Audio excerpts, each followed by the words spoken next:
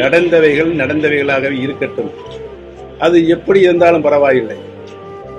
எங்களுக்கு பாதிப்பாக இருந்தது என்று நான் எந்த காலத்திலும் சொல்ல மாட்டேன். எங்களுக்குள் இருந்த பிரச்சனைகளின் காரணமாக இன்றைக்கு அனைத்து இந்திய அண்ணா முன்னேற்ற கழகத்தில் இருக்கின்ற தொண்டர்களுடைய மனதிலும் நல்லாட்சி தந்த புரட்சித் தலைவர் எம்ஜிஆர், புரட்சித் தலைவர் மாண்புமிகு அம்மாவுக்கு பாசம் கொண்டிருக்கின்ற தமிழக மக்களும் இந்த இயக்கம் ஒன்றுபட வேண்டும் என்று ஒருமித்தோ கருத்தோடு இருக்கிறார். அனைத்து கசப்புகளில் யாரும் இனிமேல் அதை மனதிலே வைக்காமல் தூக்கி எறிந்துவிட்டு கழகத்தினுடைய ஒற்றுமையே பிரதான கொள்கையாக இருக்க வேண்டும் என்று 4.5 ஆண்டு காலம் அன்பு சகோதரர் திரு எடப்பாடி பழனிசாமி அவர்கள் முதலமைச்சராக இருந்தபோது அவரோடு முழு ஒத்துழைப்போடு அனைவரும் பயணித்திருக்கிறோம்.